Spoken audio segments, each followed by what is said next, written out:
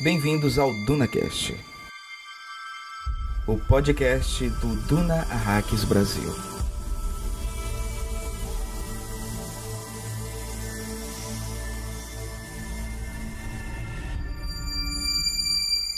Já estou farto dessa história de Deus e sacerdote. Acho que não enxergo meu próprio mitos? Verifique seus dados mais uma vez, Hate. Introduzi meus ritos nos atos humanos mais elementares. As pessoas comem em nome de Muad'Dib, fazem amor em meu nome, nascem em meu nome, atravessam a rua em meu nome. Não se pode erguer uma viga de terra no casebre mais humilde da longínqua Ganxisri sem que se invoque a bênção de Muad'Dib. Livro das Diatribes, em A Crônica de Hate.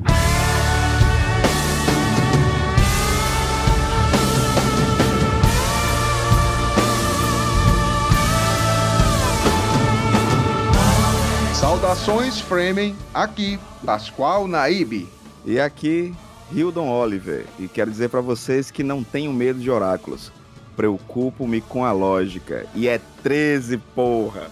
Aqui é Rogério Acioli e não poderia acontecer nada mais terrível para a sua gente do que cair nas mãos de um herói. De novo. E aqui é o Daniel Rockenbach e eu acho que é 13, porra. Tô com o Hildon, eu não consigo pensar em abertura melhor. Me endossar então, é 13 hoje mesmo, é isso aí. É, isso aí. Bem-vindos a Arrakis e bem-vindos à segunda temporada do DunaCast. O DunaCast vai ser o podcast que irá analisar detalhadamente todos os 25 capítulos do livro Messias de Duna e suas 254 páginas. Isso mesmo, você vai fazer sua leitura pessoal e depois vem aqui conferir todos os detalhes, curiosidades ou mesmo para tirar suas dúvidas. Caro ouvinte do DunaCast, estamos juntos em mais um episódio sobre o livro Messias de Duna. E vocês sabem quão feliz eu fico com a companhia de vocês. E fico mais feliz ainda quando chamo nossos convidados mais que especiais que vão nos ajudar a ver e desvendar os vários planos dentro de planos da escrita do tio Frank Herbert. Então, sem mais delongas, vamos chamá-los para tomar aquele cafezinho Fremen salivado e delicioso. Já tô com medo.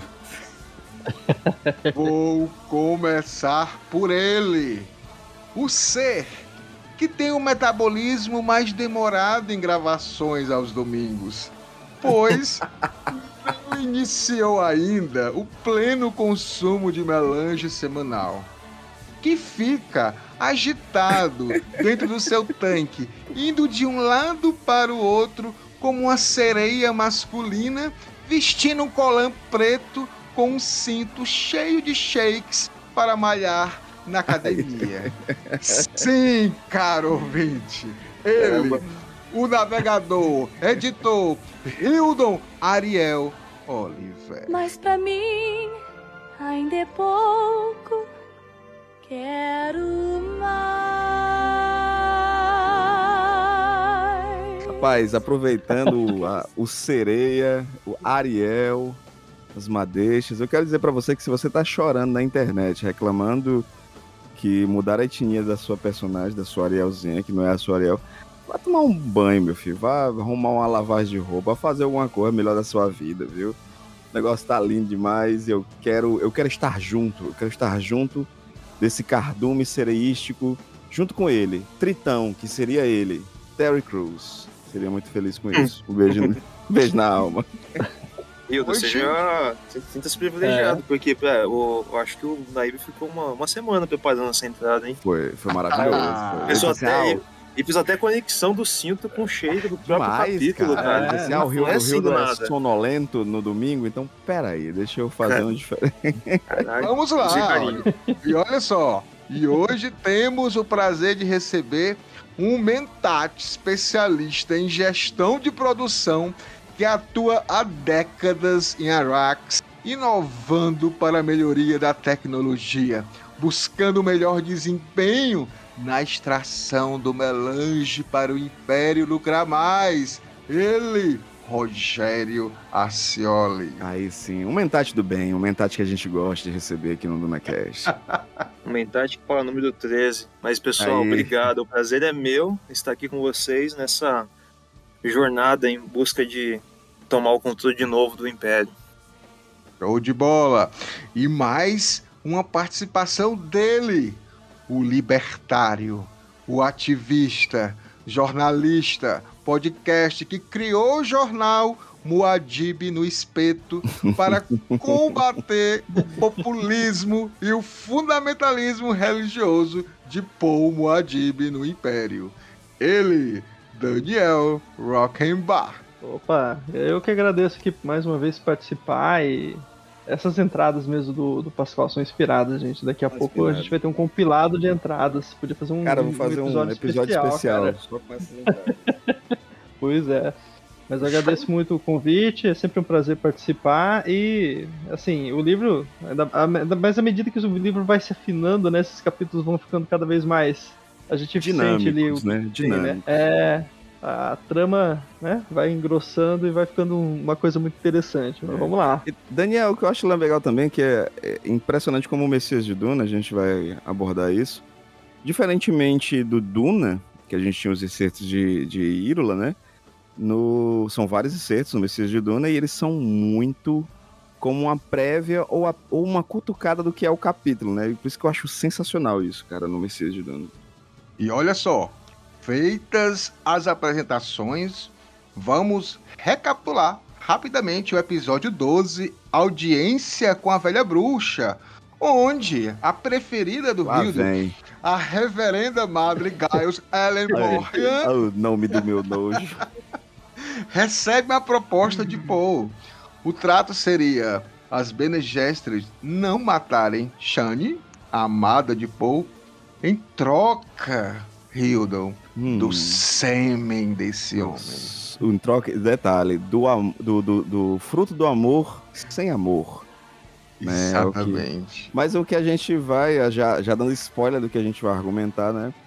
Como a tua reverenda chata pra caralho, ela inventa toda uma revolução, todo um esquema, e não combina nada com os amiguinhos, né? Ela disse assim, tudo certo, então tá bom, eu vou querer também os óvulos de Alia, só isso, e não combina nada com ninguém, acabou. Isso. É porque ela fez a revolução sozinha, né? É importante salientar que ela não tomou uma decisão ainda, iria mandar uma mensagem para o Alak 9 para conversar com as mas tu a gente sabe. Né? E nesse momento aqui a gente vê o Gola, né? O Hate, mais conhecido como Momoa, né? O Duncan Idaho. Ele teve alguns surtos aqui, né, gente? Estava tendo um assunto muito sério, de repente ele começou a rir sozinho. Aquela coisa assim meio maluca. E também teve um determinado momento que a reverenda Madre se sentiu ameaçada com a presença dele, que é algo completamente estranho, já que ele faz parte da conspiração. E num determinado momento, quando Paul negocia com a reverenda Madre, ele, como Hate, não como um amigo do Paul, ele pergunta se o Paul não iria negociar com os Tleilaxu também, né? Houve uma preocupação dele ali em colocar os seus mestres, né? Os mestres do inconsciente dele, na jogada, e como o Hildon falou, isso vai ter toda uma relação com o capítulo que a gente vai ver agora. O capítulo anterior tem todo o lance da opulência da sala, né? Que a gente falou até no capítulo anterior ainda, esse. Tem toda a apresentação ali do ambiente do Paul, e a proposta dele é muito infame, né? Isso. Para eles ali o controle genético é mais importante para elas, né, para as Bene Gesserit, mas assim, tipo, que nem o Hildon falou, né, o filho do amor sem amor, né, aquela coisa é infâmia, né? Elas manipulam a genética, mas só de pensar que isso vai parar na mão do povo lá de Ix, né, que ela fala, né? De pessoas que podem manipular aquilo, de ser uma coisa artificial, esse é o capítulo da infâmia. Exato. Marcado pela infâmia.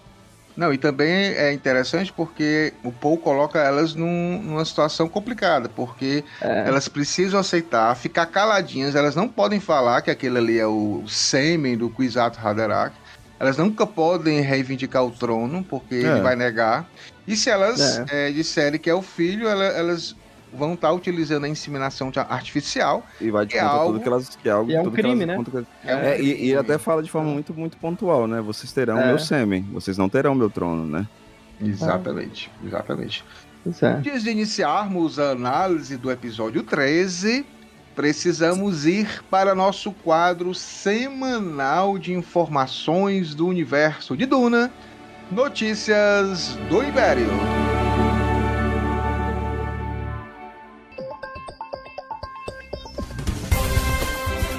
Boa noite. Esse é o Notícias do Império, aqui no Duna Hacks Brasil.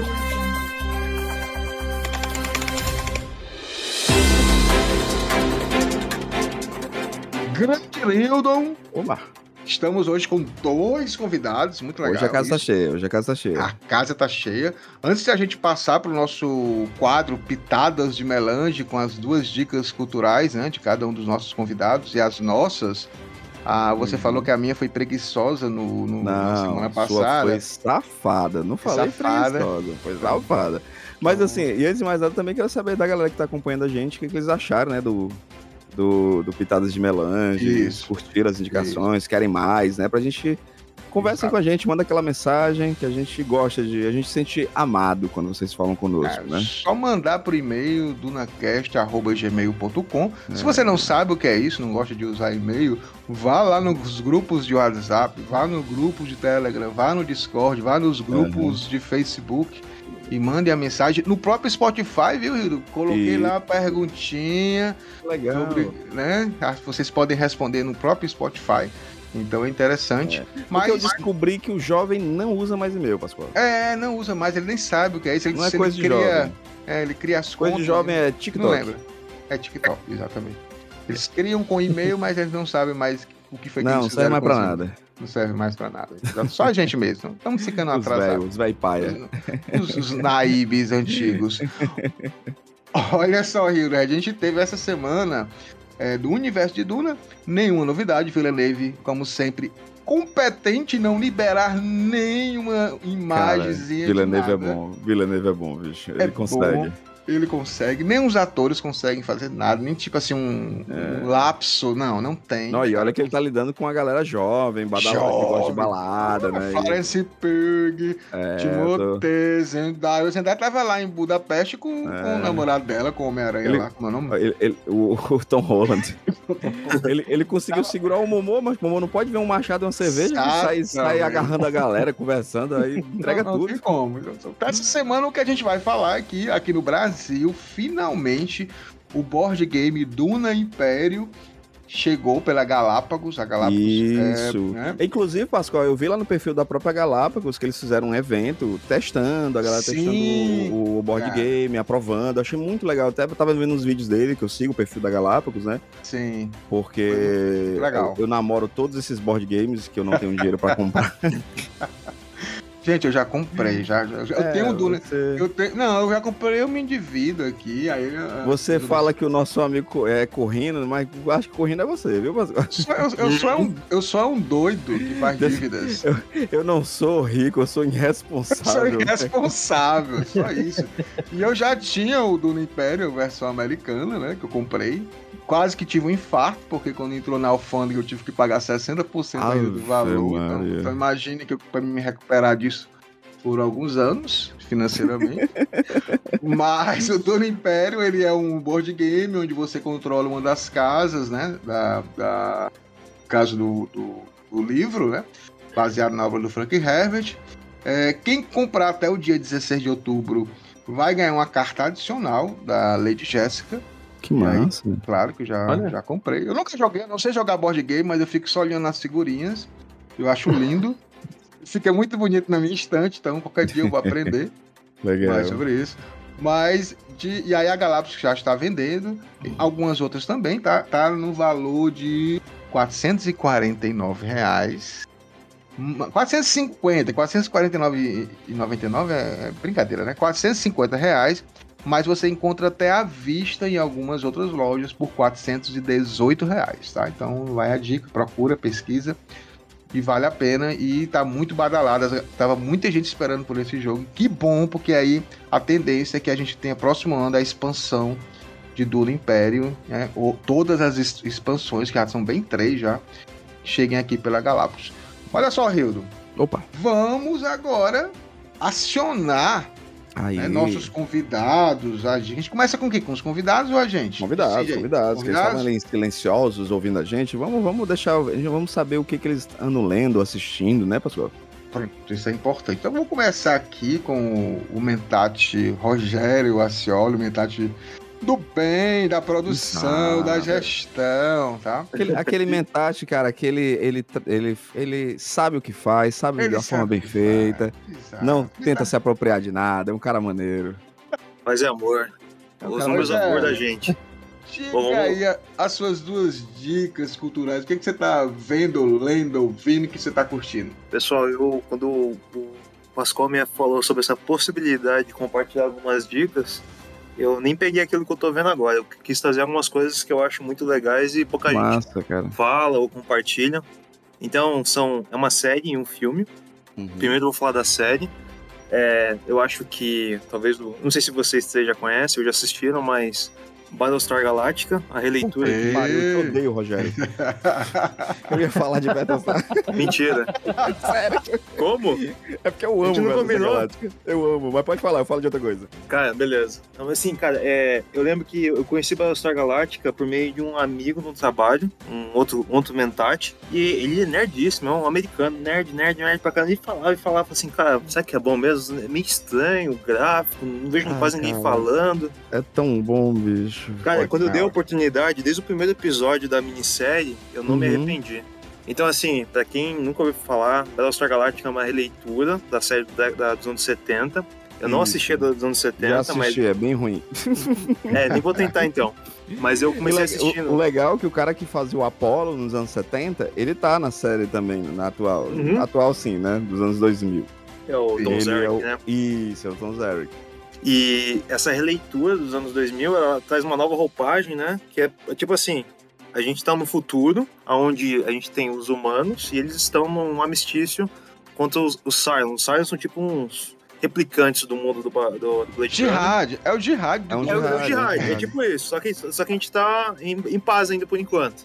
E do nada vem o Jihad, do nada vem a gente descobre que os Cylons, eles têm alguma capacidade diferente, explodem os planetas da colônia e aí começa a história. Só que assim... Cara, é muito foda, meu. É muito foda, só porque é uma série que ela é do canal Sci-Fi. Então quem já viu o material do Sci-Fi sabe que o pessoal não tem grana. Sabe que o pessoal é bastante, sabe...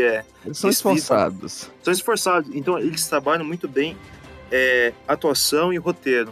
Então assim, cara, é muito bom. Tem o protagonismo do Edward James Olmos, que é o Geth do Blade Runner. Ele tá como comandante Adama, ele tá incrível, cara, do começo ao fim da série. Ele é muito bom. E além disso, tem a atuação do Jim Stockwell. Quem lembra, ele faz o médico E, o médico Suki Ue, na versão de Duna do David Lynch. Ele tem essas conexões entre Battlestar Galactica e Duna, por exemplo, a própria atuação do Jim Stockwell. Mas também tem outras coisas, por exemplo, quando você vai lendo e chega lá em Eras de Duna e conhece os tanques Echolot, onde eles produzem os Golos, você vai ver que tem alguma coisa a ver com a segunda temporada de Battlestar Galactica. Então, tem muita referência que o Ronald D. Moore trouxe. Ele deu uma reinventada na ideia de Battlestar Galactica, ele encheu de política, encheu de conflito civil e militar, e criou essa série que é incrível. Assim, eu assisti com a minha namorada desde o começo, assim, é incrível, pra mim não sai da cabeça, a série é muito boa, me dá vontade de reassistir. Eu terminei de assistir ano passado, acho que no meio do ano passado, e me dá vontade de reassistir várias vezes. E não sai a trilha sonora da minha cabeça do Bear McCreary. Inclusive tá subindo aí, a trilha sonora agora, tá subindo aí, que o editor vai botar. Pode subir, bota cara. Aí, editor.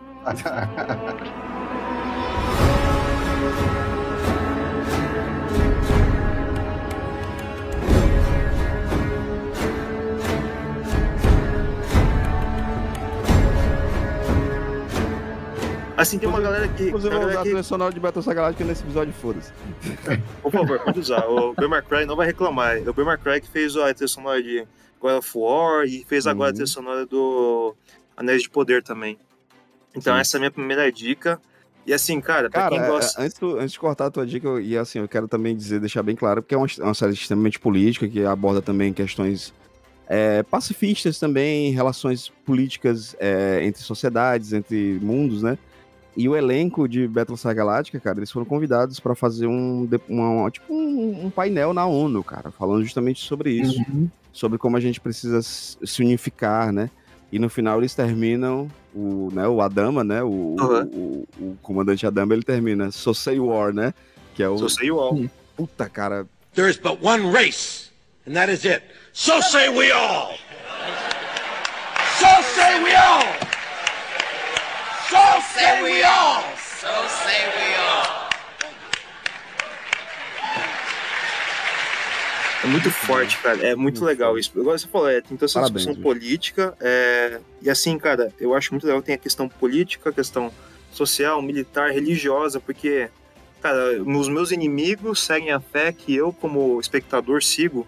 Então eu vou gostar dos inimigos ou dos vilões ou dos mocinhos da história. É muito do dilema que a gente tem lendo Duna também.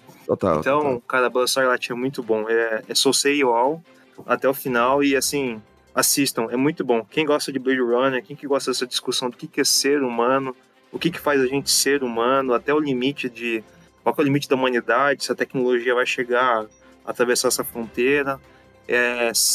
O Battlestar Galactica é cheio disso, só que, de novo, é um sci-fi de boa qualidade. Ele usa isso só como um meio para discutir questões morais muito maiores. E só um ponto aqui, só se vocês me permitem acrescentar, o Battlestar Galactica, para quem lembra da antiga e não quis ver a nova, tem que entender uma coisa, aquela lá era uma coisa inspirada meio que eram os deuses astronautas, incas, maias e astecas, era uma coisa que uma não se encontrava também, e foi na esteira de Star Wars.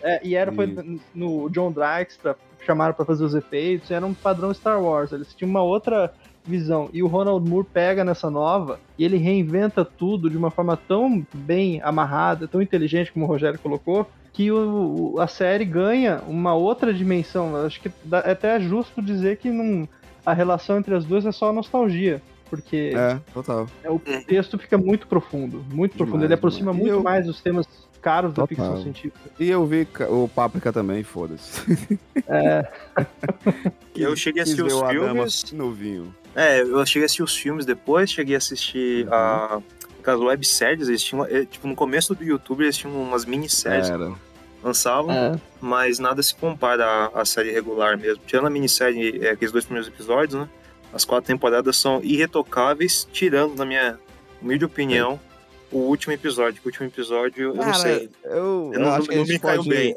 A gente pode um dia, quem sabe, né? Para aquele nosso projeto, falar sobre. Então, vou ficar na minha. Vamos para a segunda indicação aí do Rogério. Bom, a minha segunda indicação é um filme que eu gosto muito desde quando eu assisti. Chama Mr. Nobody. Fantástico. Jared Leto, né? Isso, com o Jared Leto na atuação como protagonista. É um filme de 2009. Só que ele é um sci-fi dirigido por um autor, se não me engano, um diretor belga.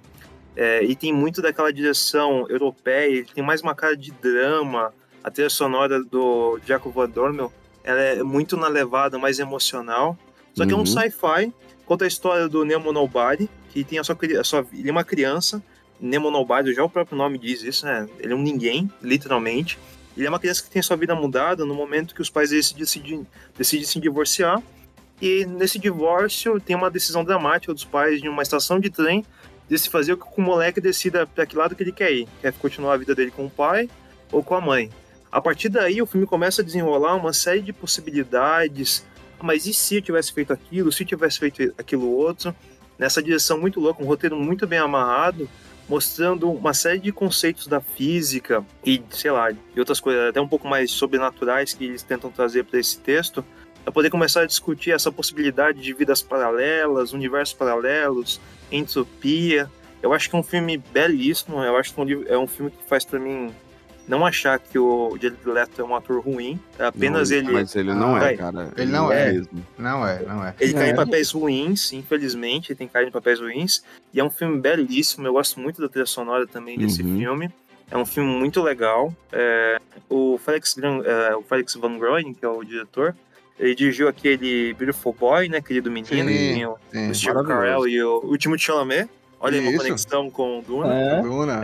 Que é um filme belíssimo também, É, sobre a história do pai com o filho que é usuário de drogas, né? Assim, pra quem gosta de sci-fi, mas quer uma coisa diferente daquela abordagem muito tecnologia, muito mais voltada a discutir essas possibilidades, ele não é um filme muito maluco ou muito pirado na ideia, igual esse recente dos Daniels, né? Que é aquele Tudo ao Mesmo Tempo em Todo Lugar. Sim, mas filmaço. É um filmaço, ele não é muito nessa linha, ele realmente peca em não apresentar tantas possibilidades de universos ou situações paralelas, mas ele traz ele traz um quê de filme europeu, que negócio é muito poético para um filme de sci-fi, e eu gosto muito disso. Então, bom, essas são as minhas dicas de hoje, gente. Olha aí, só anotando aqui, muitas dicas boas.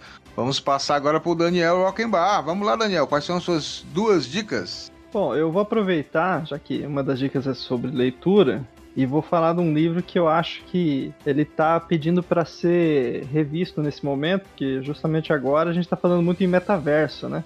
Que é o Snow Crash do Neil Stephenson, que saiu agora de novo, numa capa nova, né? Essa é uma nova edição pela Aleph, né? Eu não li ainda. Também não. Esse livro aqui, ele chegou a sair nos anos 90 como Nevasca no Brasil, e pela própria Aleph. Se não me falha a memória, foi se eu não me engano, ainda era da coleção Zenith da Aleph. E hoje ele ganhou uma tradução nova, ganhou toda uma repaginada, né? Eles mantiveram o título original, então é um livro bem interessante. E eu indico ele porque, assim, a gente vê muita discussão sobre o Neuromancer, né? E aí o pessoal falando sobre o que é ciberespaço e tal. No meio acadêmico, o pessoal sempre cita Neuromancer como o primeiro lugar que se falou em ciberespaço, para daí falar de internet e tal, e aí o pessoal já parte do Neuromancer, né?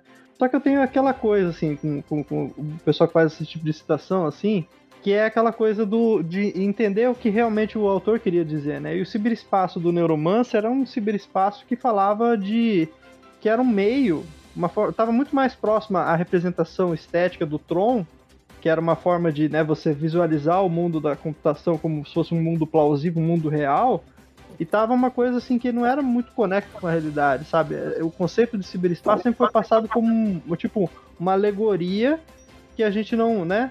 E aí eu vejo que o metaverso do Snow Crash é muito mais interessante nesse aspecto, porque ele já é um pós-cyberpunk, ele já saiu dessa fase ali, né, da estética, tudo, e aí ele brinca com isso, ele é um pastiche do que foi Neuromancer. Ele é uma aventura, né, que conta o personagem Hero Protagonist, que já é tipo Hero Protagonist, né? O nome do personagem já entrega que não se leva muito a sério a coisa.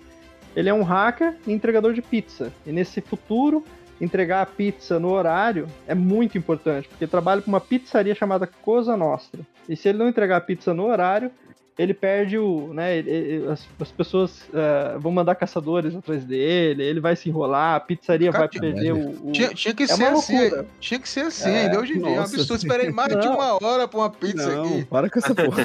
Pois é.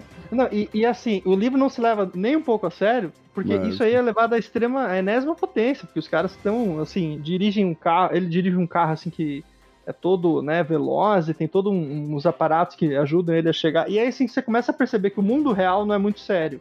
Mas aí, quando ele começa a falar do metaverso e falar da representação do que é o metaverso, aí você começa a perceber que o Neil está mais preocupado em trabalhar esse conceito lá nos anos 90, e entregar o que viria a ser o que a gente está discutindo hoje, que é comprar propriedade virtual no ambiente virtual, você entra nesse ambiente virtual, esse ambiente virtual é uma representação do ambiente real, né? Porque enquanto o Neuromancer você tinha o ciberespaço, que os caras usavam os decks de SimSteam lá para entrar no ciberespaço e hackear lá a Matrix e enfrentar os ICES, que eram aqueles negócios físicos que apareciam na frente deles. Tipo, aquilo lá não é uma representação do mundo real, aquilo lá é uma representação daquele mundo como se fosse real pra gente entender o que eles estavam enfrentando. Que é aquela coisa do Tron, né? Do joguinho, de transformar numa coisa que a gente possa achar familiar, né? Isso fazia sentido lá nos anos 80, né? Não que Neuromancer não seja importante, tá, gente? Só tô falando, assim, que eu acho que essa releitura do cyberpunk que o Neil Stephenson faz é muito profunda, né? E Snow Crash traz isso daí e faz a gente abrir os olhos porque tá por vir, né? Que é justamente esse conceito de metaverso. Eu acho que é uma leitura muito interessante. Tem muitos paralelos com Neuromancer, inclusive assim, a ação, né? Eu acho até mais bem escrito e ele tá focado mais em desenvolver aquela coisa do que ele quer contar. E assim, sátira e ironia o tempo todo, né? Você tem que ter em mente que você tá lendo quase que uma paródia do que era, né, o Neuromancer. E é um dos principais livros, assim, para quem quer, né, se integrar nessa cultura cyberpunk, né, nessa coisa. Apesar de ser um movimento já pós o cyberpunk, ele vem num movimento ali que é muito interessante, que o próprio Bruce Sterling, essa turma mesmo, estava começando a se repensar. O próprio William Gibson se repensou nos anos 90 a ponto de reescrever aquela trilogia do reconhecimento de padrões, História Zero, Território Fantasma, ali no começo dos 2000, né, então eles todos se reinventaram, né? E é isso. A minha outra dica é o jogo Stray, né? Que vocês falaram que eu também podia dar a dica de jogo, então eu vou continuar um pouco nesse cyberpunk e falar do jogo, né? Eu indico pra vocês o jogo Stray porque ele é muito esteticamente muito interessante pra nós que gostamos de ficção científica, né? É um futuro distópico, é uma coisa meio Blade Runner, e você controla um gato. Um gato que faz amizade com um drone. E um drone que tá lá, assim, tipo, ele tem uma inteligência artificial, você vê robôs, você não vê humanos, é um futuro distante. O gato tava com a turminha dele lá andando, e aí ele se separa dessa turma, e aí a jornada desse gato procurando os amiguinhos dele, né, os outros companheiros dele. E aí ele vai se metendo cada vez mais nas partes mais fundas de uma cidade que só vivem robôs. E você não vê nenhum ser humano ali. Então você vê. A jornada é sobre o que aconteceu com a humanidade, o que aconteceu porque só os gatos estão ali, né? O que foi feito nesse futuro industrial, assim, sabe? Tipo, tem todo um toque ecológico, toda uma pegada que fala, né, sobre como a humanidade pode criar coisas ao mesmo tempo belas, mas ao mesmo tempo também se destruir pelas próprias criações, né? Porque é muito bacana a interação do gato com os robôs, né? Os robôs são humanizados, vamos dizer assim. Você vê telas eles têm umas caras de telas de computador. E eu agora esqueci do artista visual lá que fez aquele Tales from the Loop. Se eu não me engano, eu não vou lembrar o nome dele agora, mas assim, tem uns toques ali que parecem muito essa estética, assim. E aí ele encontra esses robozinhos, vai fazendo amizade. O drone vai lá e o drone que faz amizade com ele ajuda ele a se salvar em um dado momento. Vai lá e fala pra ele o que ele tem que fazer e vai indicando, vai dando pistas. Então, assim, a interação entre os dois, você pode pensar, mas eu tô controlando o gato é burro. Tá, mas o gato não é um ser inteligente, capaz de, né? Não é isso que assim, tipo, é isso que eu falar. O gato tem todo o instinto e aí o robozinho tem todo o conhecimento do caminho, daquela coisa, tudo, né? Eu vi muita gente, assim, querendo falar mal do jogo, pegando essa linha, né? Tipo, mas você controla o gato, o que o gato vai saber, por exemplo, sei lá, ativar uma porta? Mas aí tem o robozinho. Então, assim, essa dinâmica entre os dois é muito legal. O do dronezinho que vai com ele. O próprio drone também tá em uma jornada de descoberta, né? E aí, sei lá, é uma história bem interessante, porque assim, eu não posso dar spoiler, porque acho que daí tira um pouco da graça do jogo, mas é aquela coisa. Os dois estão numa jornada, né? Um para se reencontrar com os amigos e o outro para se descobrir como, né? O que ele é. E por que aconteceu com todo mundo pra ter ficado daquele jeito? Porque sabem que existe uma coisa chamada humanidade e aquilo tava tudo ali. Então, assim, essas jornadas assim são muito interessantes. E não precisa se preocupar, é um jogo pra você se divertir, pra relaxar, pra curtir e esquecer o dia a dia. Aquela coisa do gameplay obsessivo, sabe? De querer dificuldade. Não, você vai passear, vai explorar e vai se encantar com a história. É a minha segunda dica. Grande Hildon, vamos para as nossas, né? Quer começar? Vamos sim. Vou começar aqui rapidinho. Vou indicar aqui mais um mangá, um dos meus mangás favoritos, eu até já trouxe ele aqui em bate-papo, que é Vinland Saga, né? Quero indicar aqui o volume 1 do Vinland Saga. E o Vinland Saga é legal porque ele sai em dois formatos, né? Sai no formato meio tanco, né? Que é aquele formato padrão de mangá que você conhece. E tem a edição especial, que ele une duas edições em um, né? Então eu comecei a fazer eu tinha a coleção do Tanco, aí eu comecei a fazer a edição definitiva e tô relendo, né? E como a gente falou sobre isso, né? Sobre o ciclo da violência que o personagem do Thorfinn, né? Ele acaba entrando, como ele se permite, pela vingança, entrar nesse ciclo da violência, né? No contexto geral, ele, o pai dele, né? E é um cara comum. Hoje em dia ele é tipo um fazendeiro, né? Só que esse fazendeiro, ele é uma criança, o Thorfinn, né? Ele é uma criança e esse fazendeiro é um pouco estranho, um pouco esquisito. E ele acaba descobrindo que o pai dele é um grande guerreiro, né? E tem um personagem que vai justamente atrás desse grande guerreiro, que é o Askeladd, que é um personagem que vocês vão odiar, amar ele, né? Ou amar, odiá-lo. E fala justamente sobre isso, sobre violência, sobre o ciclo da violência, sobre vingança, o quanto a gente se permite nesse caminho, né? Será que a gente tem que entrar nesse caminho de verdade? O mangá fala o tempo inteiro sobre isso, sobre essa jornada, né? Que a jornada de Thorfinn não é sobre vingança, apesar dele entrar nela por vingança. Acho fantástico. Atualmente a edição definitiva tá no seu volume 12, se eu não me engano, e a edição Tanco tá no volume 23 ou 24, eu sempre me confundo. E existe um anime também, para quem quiser ver o anime no Prime, tem a sua primeira temporada disponível lá. Não curto tanto o anime, né, porque eu acho que eles começaram de um jeito errado, mas depois ele evolui muito, o anime, eu acho que ele é muito bem produzido, diga-se de passagem. E eu curti muito o trailer da segunda temporada, que vai estar programado para o próximo ano, eles já liberaram. E quero indicar aqui pra vocês uma série que eu tô devagar, eu tô assistindo ela devagar, tô saboreando ela, tô finalmente na sua última temporada, que é o Better Call Saul. Né? Eu que sou um amante de Breaking Bad, eu tive muita dificuldade em começar Better Call Saul, mas me apaixonei pela história do Saul Goodman, no caso do Jimmy, né?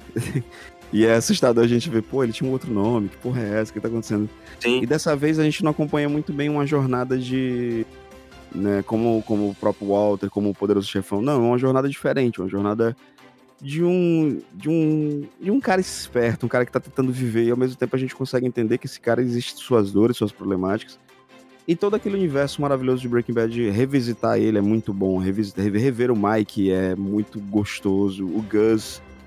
Então é uma série que tem acalentado as minhas noites e eu tô vendo devagarinho, porque eu tô com medo de acabar. Tô atrasado, não sei, ela finalizou esse ano, a sua sexta temporada. Mas eu gosto de ver série assim, com calma. Eu não tenho que competir com ninguém. Oi? Que episódio que você tá?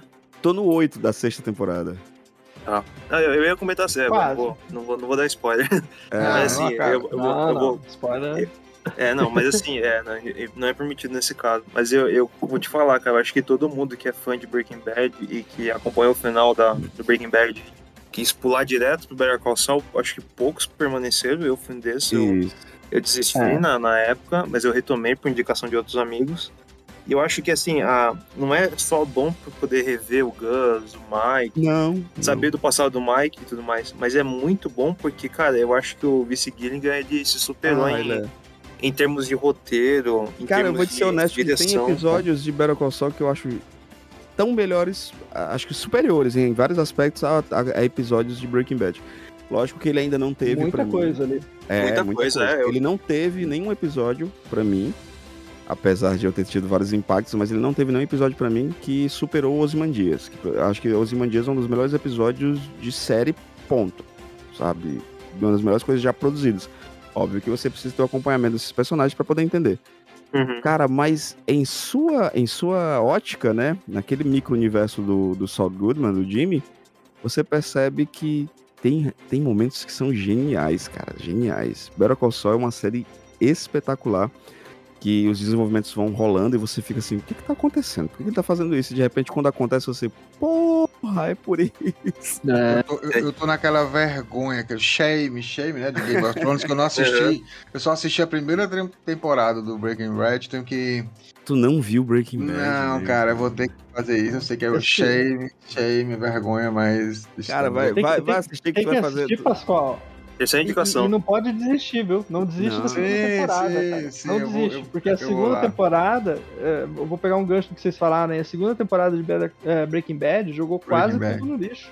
Cara, eu vou ser honesto, assim, uma das coisas que me deixaram com medo no Better Call Saul é porque eles trouxeram de volta os gêmeos, que era uma das coisas que eu achava mais sem noção em Breaking Bad, mais sem sentido, e que, como você falou, quase que trouxe tudo, muito né? a temporada pra baixo. Só que em Better Call Saul, eles são muito bons, cara. Eu tenho a impressão que a gente pode lembrar o Straczynski quando fez o Babylon 5. O cara fez todo o roteiro antes, pensou tudo. O Straczynski gosta de cagar o pau no final, a gente sabe, né? E aí assim, tipo, tirando o final, né? Mas assim, é o cara que eu acho que o Vince Gilligan planejou tudo até o final, até a última temporada, e pensou, não vou mudar nada, vai ser tudo isso aqui assim e tal. Porque Ozymandias, que nem você falou, é um ponto fora da curva. Só que Better Call Saul dilui tudo isso, sabe? Como se todos os episódios têm a sua chance de ser fora da curva, mas não precisa apelar pra um episódio que ganhe de novo público, né? É que nem o Rogério falou, né? Na última temporada a gente meio que se perde, né? Quase que a gente desiste. Eu queria desistir na mid-season da temporada final do Breaking Bad. Show de bola. Eu vou aqui humildemente, as minhas duas indicações são rapidinhas. Vão ser indicações Marvetes, tá? Da Marvel. Marvete safado. Marvete safado, eu gosto. Não, mas primeiro, cara, eu tenho que elogiar o Jonathan Hickman, tá? Quem não leu, já está bem, já acabou o arco dele nos X-Men, mas Dinastia X e Potências de X do Jonathan Hickman, o que ele faz praticamente assim, dando uma novo restart para as histórias do X-Men, é algo incrível, é muita política, assim, eu fiquei impressionado com a qualidade do roteiro, porque assim, você, com o tempo você acaba não se afeiçoando tanto aos quadrinhos, porque você tá lendo coisas mais pesadas, no meu caso, né, coisas mais assim, tipo Sandman e tudo mais, e você fica meio, às vezes, não consegue voltar como era antigamente, nas épocas áureas do quadril, mas o Jonathan Hickman, ele faz do Dinastia X, que é onde todos os mutantes vão para uma ilha, Krakoa, né?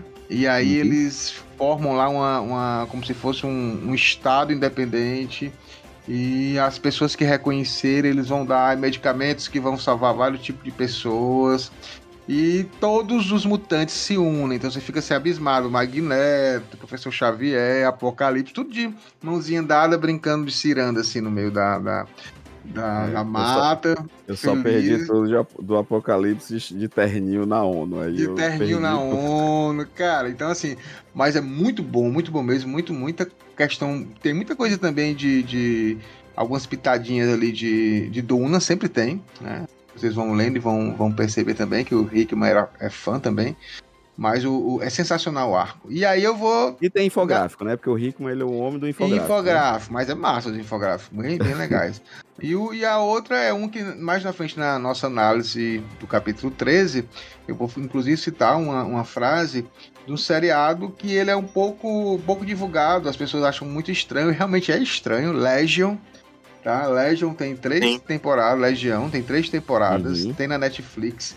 E basicamente é a história do filho do Xavier, né? Só que sem Xavier, né? Só que sem Xavier, sem X-Men. Então, assim, é uma pegada mais psicodélica mesmo, da mente, assim. Então, vocês não vão pensando que vai ver o Capitão América com o martelo do Thor, não é nessa pegada. A pegada é mais psicodélica mesmo, mas, assim, é fantástico. É uma baita série, cara.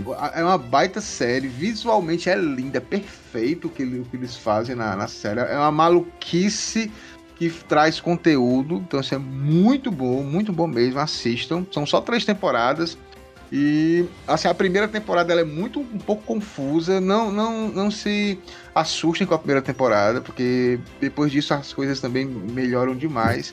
Então minha dica, ela foi em 2017 até 2019, e aí eu acho que inclusive pra mim é a melhor série da Marvel, porque até agora as séries da Marvel nenhuma são assim de você falar, que série legal, né? Pra mim não, mas mesmo assim, eu ainda prefiro a melhor série pra mim é da DC, é o Pacificador, mas aí é os 500. Mas olha só, gente, essas foram as dicas aqui dos Pitadas de Melange. Vamos agora analisar o capítulo 13. Vamos.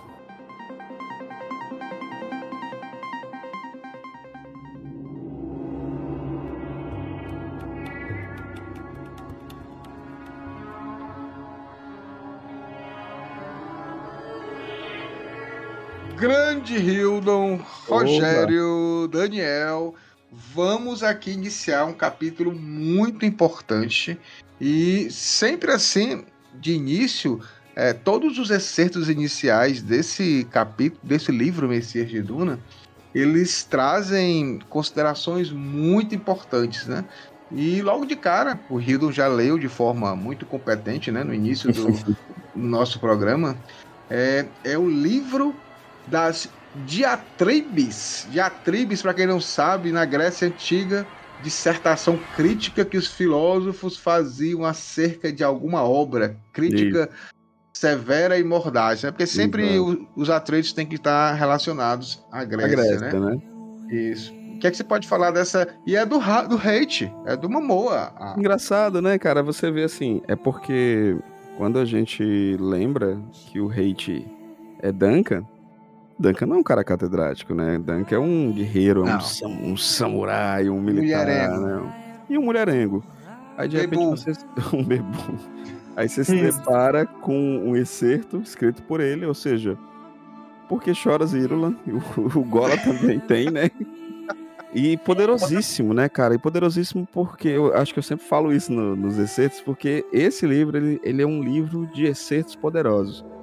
Principalmente quando você fala que ele, né, com todo esse aspecto, ele não é mais humano, né? Ele é biomecânico, ele é reencarnação, ele é um pouco de manipulação genética, ele é tudo. E ao mesmo tempo ele tá ali tão próximo com essas questões que seriam de divindades, e ele chega da divindade, né? Ele chega desses conceitos, sabe? Já estou farto dessa história de Deus e sacerdote. É como se essa jihad, essa briga religiosa já deu o que tinha de dar, e ela só trouxe desolação e dor, né? E ele tá cansado disso. Eu acho fantástico, Eu queria até colocar também, de uma certa forma, eu também entendi de que aqui é uma frase do Paul, né? E isso é que nós vamos debater nesse capítulo, que tem muito disso, sobre até que ponto o Paul tem culpa ou não tem culpa, né? Das situações estarem acontecendo. Mas aqui, como você falou, aqui o chororô não é da Irulan, o chororô aqui é do Paul, né? Isso, que tá aqui chorando, aqui pro Paul. Quem tá narrando é o hate. É o hate, então assim, é tipo o hate meio que zoando um pouco da birra do imperador, né? É o hate rindo, igual no capítulo passado, sabe? O que você acha do Daniel e Rogério? Acho que primeiro o hate parece que ele vem com uma versão turbinada, né? Quando ele vira um Gola. O Duncan Gola ele é um mentate agora, eles comentam isso no capítulo, né? Então talvez por isso que ele tem essas capacidades a mais. Mas acho que todo excerto de Duna e também dentro de Messias de Duna, eles trazem essa qualidade muito boa de construir e ambientalizar o leitor aonde ele está entrando. Esse capítulo você vai entrar nesse lugar. Se prepare para viver isso, para poder discutir isso, para entrar nesse momento, nesse clima, nesse humor, né, nesse mood. Então, eu acho que sim, é bem interessante como o Frank sempre consegue fazer isso. Eu não sei se da onde que ele conseguiu tirar construir de forma tão clara na cabeça dele um livro, uma narrativa, e além disso outros livros de citações para poder ajudar a construir essa narrativa principal das obras dele. E eu acho que e deixa o tom da conversa, da discussão ainda naquela conversa política que a gente já estava indo antes e que é bastante batido dentro de Messias de Duna, né? Uma obra mais política do que de ação que a gente tinha antes em Duna. Daniel, olha só, isso aqui que a gente vê é uma reunião, né? Uma reunião improvisada de Edric e Say Taylor, que é o Joker, o nosso Joker do Hildon, né? Mostrando que as coisas não estão mais caminhando como eles gostariam, porque Paul, né, no capítulo anterior, já contatou as Bene Gesserit e fez sua oferta para dividir os conspiradores. Essa oferta aí já aparece como um divisor de águas, assim, que vai mexer na conspiração. E eu vejo como uma coisa que vai mexer não só na conspiração, mas também nos conspiradores, né? Vai provocar eles a insegurança, né?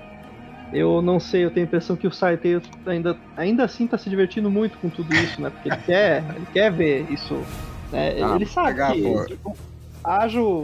aconteça o que acontecer, eles vão conseguir desestabilizar o Paul. Pra mim, ele tem a noção de que, mesmo não tendo ele a presciência, né, ele tem a noção de que ele quer estar no olho do furacão e ver tudo acabar, sabe? Como isso vai acabar. Ele sabe que ele tá agressivo, ele tá com as suas colocações muito fortes, né? Diz assim, e ele tá tipo. Só falta dizer assim, tu é um abestado, macho, como a gente fala aqui no Ceará. Sem paciência com... Não, e tem um contraponto interessante nesse capítulo com o primeiro que eu participei, que foi aquele da Bene Gesserit, lá da Reverenda Madre Gaius Ellen morria, né, que o Rio do tanto gosta, né, eu posso falar também. Nome ruim aí, você pode falar. E o encontro dela com a Irulan, que foi aquele encontro em que elas falaram de amenidades, mas nos gestos, nas posturas, elas mandaram um recado uma para outra. Aquele capítulo é tenso e a partir de uma conversação cheia de sutilezas. Eu vejo nesse capítulo a mesma coisa, só nada. Que assim... Aqui eu acho que... mas eu já não sei tá puto. Sutilezas, né? O Saiteu tá puto, porque ele não vê nenhuma sutileza no Edric. Uhum. E aí ele trata ele como assim, tipo, você não é capaz de enxergar metáforas, não tem a capacidade de ver os planos, os desejos, as nuances das coisas. Eu tenho que te falar tudo mastigado. Ele joga na cara, que nem você falou, Hildo. Ele dança em cima do Edric. Sem tempo, irmão, né? Hildo, olha só, eu vou jogar essa pro Hildo aqui, olha só. Todos, certo? Todos os conspiradores, menos o Selaxu, têm interesses perceptíveis. Todos, a gente tem a Bene Gesserit, menos um. Que é o código genético do Paul, né? Que é a Irulan, que é um filho do Paul. A Ira é um lugar, né? Que é um lugar. A Guilda é a tua preferida, a Megera Chorona. A Guilda, ela quer o monopólio, de novo, da Melange e o Selaxu, né? Então o Edric, ele pergunta exatamente isso nessa conversa, né? E aí ele pergunta, porque assim, até agora, os Selaxu chegaram como bonzinhos, criaram um Gola, disseram, toma aqui, Guilda, dá de presente, e vai ser para poder a gente usar isso para destruir o Imperador. Sim, e qual é o interesse deles? Hildon, o Joker, o que é que o Joker quer? Cara, o Joker, eu vou dizer, agora eu vou até realmente utilizar a frase do Joker no Dark Knight, né, no filme do Nolan, né, cara? Ele é um cachorro correndo atrás de um carro. No final das contas, se o carro parar, ele não vai saber o que ele quer, de verdade. Então a gente sente muito esse... É como se ele quisesse a destruição do status quo, sabe? Porque tá todo mundo ali muito confortável, mesmo na Revolução, mesmo nas suas maquinações. Tá todo mundo maquinando no seu palácio, na sua... por exemplo, Gaius Helen morre presa num palácio, bicho. Tá todo mundo muito confortável. Ele quer o desconforto. Esse cara, ele quer o caos.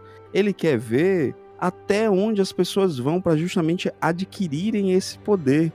Porque poder pelo poder é muito fácil, sabe? Por isso que eu acho esse personagem tão interessante, porque ele é o caótico, né? A gente chama assim, ele é o caótico e evil, quem joga no RPG, que ele é um cara que ele pode fazer tudo, inclusive nada. Cara, e ele é a pessoa que a gente viu... e a gente viu aqui... Ele é caótico. A gente viu até agora, ele é o cara que tá a gente percebe... na frente de guerra, porque... Não, ele é o único que fez alguma coisa até agora. Ele que foi atrás do Farok, o Frame. Matou. Ele que pegou lá os contatos, matou a pobrezinha da bitinha Frame lá que tava drogada. Matou a viciada em Simuta. Então, assim, ele tá agindo, colocou o Gola lá, então ele tá agindo. Então, você vê que ele é um dos caras que tá ali. Mas nessa conversa com o Edric, né, o Edric... Tava igual o Hildo, o Edric tava num domingo à noite, o metabolismo dele tava ainda tendo que tomar assim, uns shakezinhos pra poder voltar ao normal. Já tô puto que hoje é o último dia que eu vou ver a minha Rainha Targaryen nova, vai mudar a atriz. É verdade. Mas olha só, aí nesse caso aqui o Edric, né, ele meio que fica puto também, porque o Saiteu ele vai lá sem avisar. Então isso mostra também que os conspiradores agora já não acreditavam uns nos outros, agora as coisas piorou, mas é que eu até pior. te falei, por exemplo, como a gente falou, ele realmente um cara, um agente do caos, isso é fato. E isso pra ele é interessante. Essa movimentação do caos, pra ele dá prazer. Agora, o problema é que quando esse cara tá botando a cara a tapa pra tudo, tá fazendo tudo, tá movimentando tudo. Enquanto os bonitões, que se consideram Os teus primos, teu primo. Eles não estão fazendo nada e estão querendo, não, a gente vai colher os louros. Pau no seu cu. Quem tá fazendo a porra que sou eu, sabe? É ele que tá fazendo. E ao mesmo tempo ele vê que existem negociatas. Estão querendo passar todo mundo pra trás, sabe? É o cara que não faz nada e quer os louros. A gente conhece pessoas assim. A gente conhece pessoas que se aproveitam do trabalho do outro, bicho. Isso é terrível. E esse cara, apesar de caótico e problemático, é um estivador, é um trabalhador. Sério, olha só. E aí, pegando aqui o gancho aqui do Hildon, né? Ele quer o quê? Qual é o que é que ele tá pedindo pro Edric? O que é que ele quer que o Edric faça com o Gola? Adianta e agita esse cara aí que eu quero fazer a minha conspiração dar certo. Quero que o Gola vá lá e faça a atividade dele, tá? O meu plano. O Gola é pra ter feito o quê? Cara, então... Pode falar, Daniel. Vamos lá. O que é que o Gola tem que fazer? O que é a questão do Gola? Mas tem que notar também uma coisa. Como eles fabricaram o Gola, é curioso ele pedir pro Edric ir lá ativar o Gola. Uhum. Realmente é estranho. Por que ele tem que ativar o Gola e não o próprio, né, Saitei ou qualquer outra pessoa? Não sei. Pra mim ali tem alguma coisa ali, né, que vai desembocar lá pra frente, né? Talvez tenha a questão também no caso, ele o Edric é o embaixador, né? Ele tem mais acesso ao Muad'Dib do que o Seitei, porque o Seitei é um dançarino facial que ele pode, já até a gente viu aqui, pode se transformar em qualquer pessoa, mas não é garantido, né, que a sua forma passe despercebida pelos olhos do Kwisatz Haderach. Principalmente do Paul, né? Principalmente sem do Paul. Sem influência do navegador, ele vai ser facilmente descoberto. Essa questão, isso aí. Mas a questão é que eu vejo assim, é que tipo, se é tão importante pro Saitei, não existe outra forma, porque necessariamente o Edric, por que ele necessariamente vai visitar o Paul e tal. E aí você tem toda aquela coisa ali que o Edric é um peão na conspiração, porque ele quer representar os interesses da guilda que só quer manter o lucro, né? Isso. Então, a guilda quer manter o lucro, os Tleilaxu, eles estão nebulosos nessa questão toda, né? Eu não sei, eu tenho aquela sensação assim de que eles representam o interesse de alguém que quer fazer parte daquele momento histórico, porque eles são os únicos da conspiração toda que não tem nenhum tipo de presciência. Vocês já repararam? Pra analisar por esse ponto de vista? Sim. Porque é como se eles fossem capazes de tipo, fora daquele transe da melange, daquela coisa toda que o Bronze fala lá no prólogo, né? Que distorceu, né, a visão do Paul sobre a realidade, da própria realidade. O Saitei tá além disso, tá acima disso. Ele percebe que o jogo político vai levar o Paul para uma derrota, uma coisa assim. Porque a gente vê quando uma grande liderança tá na hora de sair. É como qualquer coisa na vida, né? Sei lá, você pega um diretor de cinema que tem que parar de fazer filme porque já tá fazendo filme ruim, você pega qualquer pessoa numa posição de poder, em algum momento da vida, se ela tá já excedendo esse limite, a gente já percebe, né? E pra mim o Saitei percebe que o Saitei e os Tleilaxu percebem que existe uma inquietação pelo fim desse reinado do Paul. Tanto é que esse prólogo ali do capítulo, né? Ele é muito mais. A relação não é tão explícita, né, com o diálogo dos dois, mas ao mesmo tempo também ela tá embutida dessa sensação, né, de que o próprio Paul já sente assim que tipo, foram longe demais. Almoçam no meu nome, né? Fala. Ele fala de várias coisas que fazem ali que viraram um ritual por causa dele. Ninguém levanta um teto sem agradecer ao Muad'Dib. E ele tá ali, tá vivo, tá andando entre eles, né? Ele virou uma divindade, que era algo que ele não queria, mas ao mesmo tempo ele tinha que virar para resolver as coisas. E aí que tá, volta aquele questionamento da outra participação que a gente teve, né? Que foi, morreram 60 bilhões, mas poderia ter morrido talvez muito mais, ele tinha que fazer, sabe, a inevitabilidade da coisa. É a mesma coisa. Mas o interessante que você falou é que é importante ressaltar de novo. O Paul não aguenta mais, ele não aguenta mais isso. Aguenta? E aí é exatamente a função do hate, né? Dos Tleilaxu, que a gente viu isso. que eles criaram, até a gente vê aqui no capítulo, eles criaram o Kwisatz Haderach em cativeiro, e o Kwisatz Haderach, ele comete suicídio quando ele não consegue, quando ele vira uma coisa que ele não era, né? Ele se torna o oposto do que ele era. Então, o Paul já está na tampinha, assim, a tampinha, a água, assim, quase derramando, e o Reid tá ali para dizer, vai, meu filho, se jogue. Né? Então, não tenha medo não, pode ir, você tá certo. Confia. Mas lembrando que ele é uma arma, a arma dos Tleilax, ele é uma arma que tem que dar uma chance de fuga. Lembra? Isso. O Tleilax tem essa proposta, esse lema. Qualquer plano tem que ter um plano de fuga. E Hildo, olha só, na conversa aqui com os dois, né, aquela conversa amigável, para não dizer o contrário, o Seitel, o nosso Joker, ele nota que ele ainda fica assim meio preocupado com a proteção, realmente, se o Edric, como navegador, consegue proteger toda a conspiração, porque ele já percebeu que o Paul ofereceu às Bene Gesserit algo para não matarem a Shan, então o Paul de alguma forma percebeu que isso estava sendo tentado, né? Estava sendo feito. E aqui nessa conversa aí com o Edric, o Seitel, ele nota que o Edric tem meio que um receio, um medo com a nossa lindinha Santa Alia da Faca.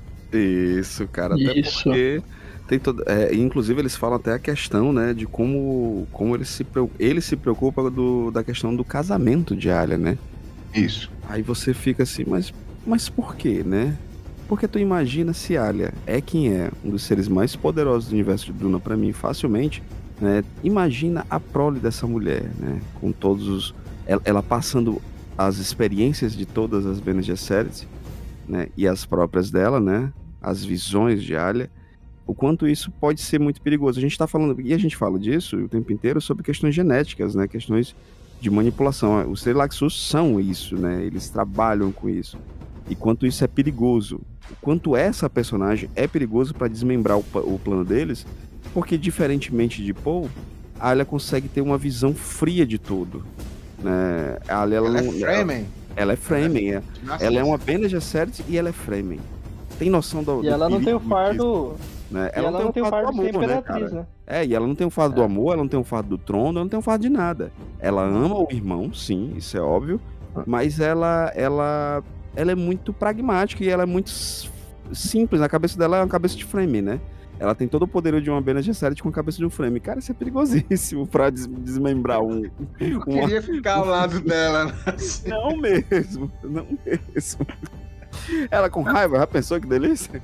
Não, o interessante, aí eu passo também a bola aqui pro Daniel e pro Rogério. Olha a contradição. Ao mesmo tempo que ela sempre tem essa reverência e esse temor, né? Na conversa que eles estão tendo, o Seitel fala que filosofia e cultura nunca tiveram uma benfeitora como ela, como a Alia. Então, a gente vê que existe um financiamento pesado, e aí, mas só que é o seguinte, né? Aí depois eu deixo à vontade pro Daniel e pro Rogério comentar. O Edric, nos momentos raros de inteligência, ele retruca, né, essa informação do Seitel, e fala que oferecem cultura para governar melhor, beleza que escraviza e cria uma ignorância letrada. Nada mais fácil que isso. Não deixam nada ao acaso. Correntes. Tudo o que fazem cria correntes, escraviza. Mas os escravos sempre se revoltam. Aí eu vou começar com o Rogério. Rogério, você acha que... No caso aqui, Edric e Seitel são escravos, porque são elite, eles não são povão.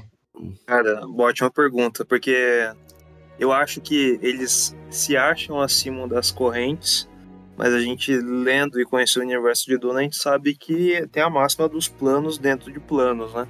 Então não dá pra... Me parece sim que... Eu acho até interessante essa citação desse parágrafo, que ele começa falando, né? O que há de duradouro na beleza e no prazer, o Edric, o piloto da guilda, comenta, né?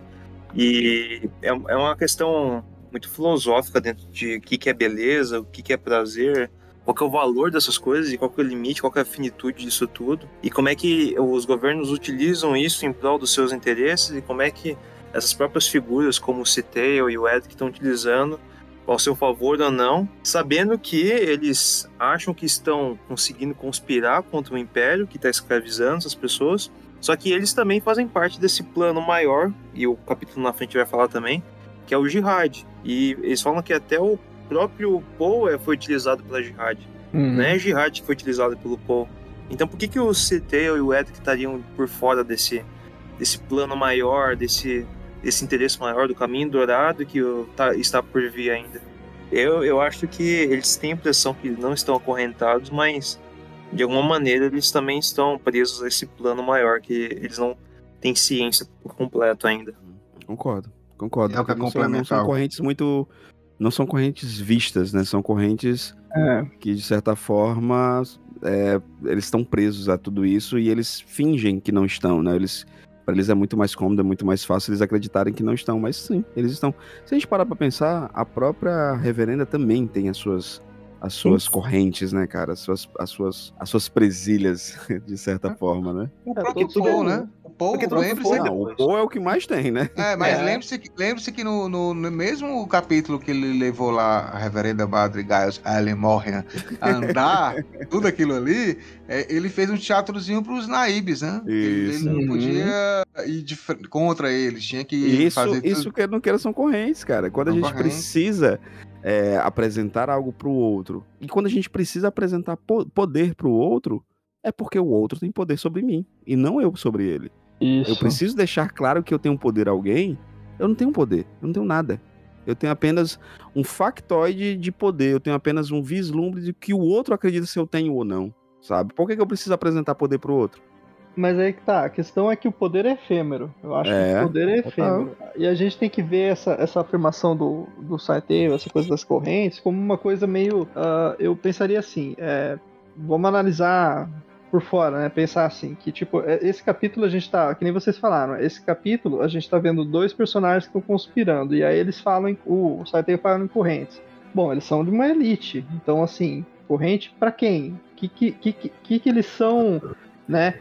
De que estruturas a gente está falando? É como se a gente tivesse que pensar que o Karl Marx escreveu Capital, certo? E o nome do livro é O Capital. Se a gente tivesse que pensar assim, tipo, a ferro e fogo, mas não deveria ser o comunismo, ou... Não, ele desconstrói o capital. Desconstrói a estrutura da economia e analisa isso. É a partir daí que ele analisa. Então, a gente vê que nesse futuro de Duna, as relações de poderes, de trabalho, de coisas... a troca, principalmente da questão do fluxo da especiaria, né? Ela está atribuída ao poder, né? E aí, como em qualquer outra sociedade humana, qualquer sociedade que a gente consiga imaginar de pessoas, de seres inteligentes, né? Tipo, imagino que não importa se fosse alienígena, eles teriam que se relacionar de alguma forma. E as estruturas de poder estão aí para, né? Até que a natureza invente algo melhor, eu acho, a gente não tem, né? Então, eu usei essa coisa do capital principalmente porque ele cita essa coisa das correntes para mostrar como eles estão escravizados. Mas o Poe é escravo do poder. Ele também está acorrentado, né? Ele tem obrigações para com o poder. É que nem a gente agora viu aí a morte da rainha, né? Que eu não sou fã nem um pouquinho disso, mas vamos lá, a morte da rainha que se diz muito, ela sacrificou, sacrificou, ela era uma pessoa que estava vivendo um castelo, a elite total, né? Mas assim, ela abriu mão de uma vida comum, uma vida tranquila, uma vida que ela pudesse ser mundana para representar uma coisa, né? Eu abro. Então, e aí ela se acorrenta nisso também, né? E aí você tem essa coisa toda, dessas correntes que a gente vê em Duna, que são todos o corrente do fanatismo. Ele tem medo dessas correntes, por exemplo, do fanatismo. Pra mim, o Setail, que ele tem mais medo é da religião ali, né? E aí a gente vê o fanatismo em nome do Poe, a dependência. Por exemplo, eu imagino que pra Guilda o medo dele seja a corrente do fluxo da especiaria, porque se não fluir, eles não têm, né? Você vê que o Edric é um cara, vamos lá, é apresentado um personagem medíocre, mediano, porque ele depende da especiaria, e se não fluir, se ficar na mão de um cara só como o Poe, e quebrar todo o controle do Landsraad, das casas, né, da companhia Shoan lá, todas essas coisas, ele, né, então ele também tem essas correntes. Então a gente está falando aqui nesse capítulo de correntes, né, dessa coisa do medo do Setail de que a conspiração não avance e essas correntes não se afrouxem. Eu não sei nem se ele nesse ponto ainda não tá claro nem se ele quer que elas quebrem. Ele simplesmente quer que as coisas se alterem. Tanto o poder na mão do Paul, talvez não. E aí outros não, outros querem. A Irulan quer um filho, porque ela quer manter, né? Ela também tá acorrentada naquela questão da realeza, como a gente já falou antes. Então são nesse nível, né? Tipo, a gente vê personagens que estão numa elite lá, que participam de uma coisa, mas eles não são, né, necessariamente da ralé, do povo, né? A ralé, como eles mesmos falam, né? As Bene Gesserit deixam claro o tempo todo, a ralé Fremen, né? O legal aqui também é que o Seitele, ele levanta uma questão muito importante, que ele fala sobre que o planeta Arrax fala, né? E aí quando tu fala em correntes, que é exatamente isso, né? Todos eles estão presos em alguma coisa, mas ao mesmo tempo que eles estão presos em alguma trama maior, eles também querem ter um controle, nem que seja menor, de alguma coisa. Então todos também querem controlar, né? E aqui o Seitele fala exatamente isso, que ninguém, nem eles que são conspiradores, eles não sabem o que pode acontecer se esse plano deles der resultado. Não existe como dizer o que vai ser o futuro. Até ele fala assim, é igual a areia soprada pelo vento, né? Então, tipo, você coloca suas pegadas num determinado momento, à noite vem a areia, o vento vai soprar a areia e aquelas pegadas vão sumir, vai mudar de local. Então, assim, o Seitele fala constantemente pro Edric que mesmo aquela pequena visão oracular que ele pode ter, que tá totalmente também embaçada, igual a da Reverenda e a do Paul, ele não vai conseguir controlar o futuro ou o que vai acontecer, né? E aí eu vou passar agora para vocês a questão do Jihad, né? Porque o Seitele fala, né? Falam que o Jihad de Muad'Dib deixou rastros no universo, na mesma maneira que um frame deixa pegadas na areia nova. Eles abriram uma trilha na vida dos homens. E aí o Edric diz, né, que o Jihad é finito, que Muad'Dib usou o Jihad, e aí o Seitele fala, ele não usou o Jihad o usou. O que é que vocês acham? Olha, eu acho primeiro que, de novo, eu acho muito da hora da hora, mas eu acho da hora nem o adjetivo correto, eu acho um adjetivo muito melhor, assim, a maneira como o Frank Herbert consegue fazer essas imagens visuais da areia, aí o Villeneuve traz isso no filme também, muito bonito, de como a areia é uma metáfora para esse controle, para o fluxo do poder, a melange também é um pó e também tem toda essa dinâmica, essa física do pó com a passagem de tempo, com os movimentos e etc. E me dá a sensação, da mesma forma que os framings não têm um controle sobre as pegadas que ficam na areia, porque a noite passa e o vento sopra e apaga aquelas areias, nós, humanos, mas esses seres dentro do universo, o Paul e as outras figuras na história, também são incapazes de terem algum tipo de poder sobre esse destino. Eu não sei se seria o destino, mas sobre o Jihad em si, se a gente deu o Jihad como uma etapa desse destino como um todo, eles não têm poder nesse plano maior. E aí parece que a gente está naquele brinquedo ou naqueles artigos de decoração que o pessoal faz, que é tipo um vidro com uma areia dentro que forma uma imagem, que vai compondo alguma coisa. Parece que a gente é muito pequeno dentro de tudo isso, parece que a gente é só um grão de areia ali dentro. Eu falo os protagonistas dessa história, porque o Jihad é muito maior. O Paul fala na Induna que ele não tem capacidade de negar o caminho. Chegou a ele, mas ele não tem nenhuma força de poder, assim, não aceitar, de não ser o Muad'Dib, de não ser o Kwisatz Haderach. Ele por livre e espontânea pressão, vestiu esse cargo e começou a cumprir esse papel como imperador e foi fazendo as coisas porque tinha que ser feito, não porque ele tinha alguma outra opção.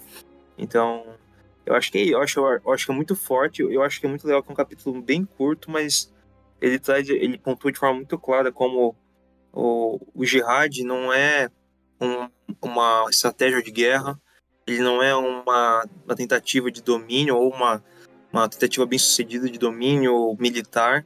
Não, ele é algo muito maior do ponto de vista do autor, e ele é algo que tem é como se fosse uma força sobrenatural regendo todo esse andar de cada grão de areia, e que imagem, que futuro ele vai montar a cada momento. Eu acho muito bonita essa imagem. Só para lembrar o nosso ouvinte, né? Só para relembrar que o Jihad de Muad'Dib acontece após a conquista, a derrota do Imperador Padishah. 12 anos depois, os Fremen, né, a maior força militar do universo, ninguém consegue vencer os Fremen, eles são espalhados para pilhar, destruir, matar diversos planetas, milhões de pessoas, bilhões de pessoas morrem. E esse é o Jihad, né, que aconteceu. E eu queria também salientar, e aí eu vou até trazer a referência da minha pitada de melange lá no Notícias do Império, sobre a seriado, porque aqui o CIT ele fala que não se pode deter uma epidemia mental, né? E lá na série, cara, tem uma discussão, uma frase que é exatamente isso. Ele fala assim, que uma ilusão é uma ideia, que uma ideia pode ser contagiosa, que os seres humanos buscam padrões, ou seja, preferimos ideias que se encaixam no padrão. Em outras palavras, não acreditamos no que vemos. Vemos aquilo em que acreditamos. E quando estamos estressados ou nossas crenças são desafiadas, quando nos sentimos ameaçados, as ideias que temos podem se tornar irracionais. Uma ilusão levando a outra e a outra, enquanto a mente humana luta para manter a identidade. Quando ocorre, o que como um ovo pode se tornar um monstro, né? Então é uma coisa assim que casa perfeitamente com esse capítulo e casa perfeitamente com o que o Frank Herbert acreditava, que era muita leitura psicanalítica. E eu queria citar aqui tanto o Jung como o Freud, e a gente pode até reverberar isso na nossa atualidade e com fatos históricos, sobre como uma epidemia mental já aconteceu e acontece, né? E a gente fala, o Jung fala de um inconsciente coletivo, né? Esse inconsciente coletivo é que cada indivíduo ele vai agir de determinada maneira e ele sabe como identificar, como foi lido aqui, né? Quais são as suas regras, o que você segue, e algo diferente ele age de forma agressiva a isso, né? Então, para Jung diz que esse é o inconsciente coletivo, onde as pessoas acreditam somente nos seus conteúdos, que são válidos, e a partir dali cria algo maior. E aí ele fala assim, em geral, um ou mais indivíduos dotados de intuição particularmente poderosa tomam consciência de tais mudanças ocorridas no inconsciente coletivo e as traduzem em ideias comunicáveis. No caso citado do indivíduo intuitivo, que comunicou as ideias do inconsciente coletivo, pode-se pensar que ele estava vivendo num momento social propício para uma determinada mudança acontecer e teve coragem de colocar em prática esse conteúdo do inconsciente. Só para a gente falar de uma forma mais fácil e as pessoas entenderem, o nazismo, tá? Por que tantas pessoas defenderam o nazismo com mortes de judeus, né? Era um inconsciente coletivo da sociedade europeia que vivia um resquício de guerra, de ressaca de Primeira Guerra Mundial, de humilhação nessa batalha. O antissemitismo era padrão. O antissemitismo era padrão. Todas essas grandes casas aí da Europa na época achavam lindo o nazismo e o fascismo. O Churchill, né? Era antissemita. Caralho, bicho. Achavam lindo.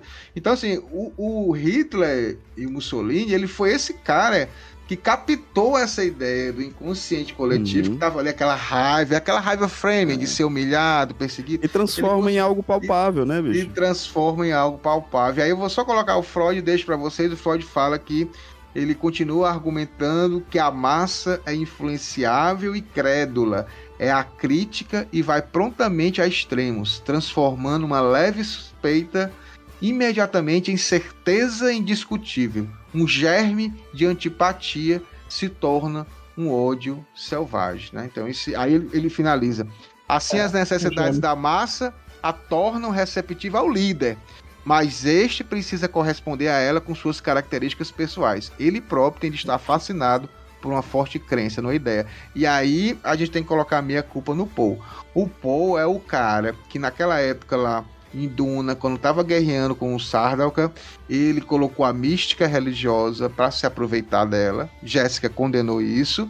E aí depois ele não conseguiu mais sair, igual aquela metáfora que a gente fez numa micareta, que ele entrou lá no meio da multidão para seguir o trio elétrico e não conseguiu mais sair. Tava bem legalzinho o som, mas quando ele quis sair, teve que ir até o final, já era.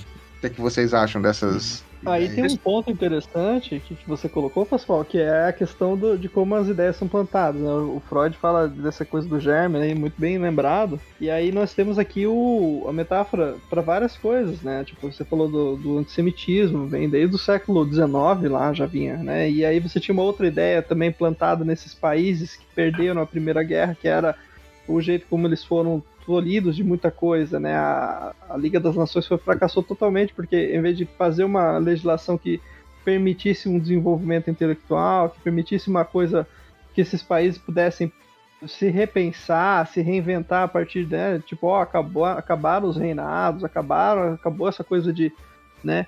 Vamos parar com esse expansionismo, vamos não sei o que, não, vamos tirar a indústria nacional, vamos tolher a identidade deles, vamos, né?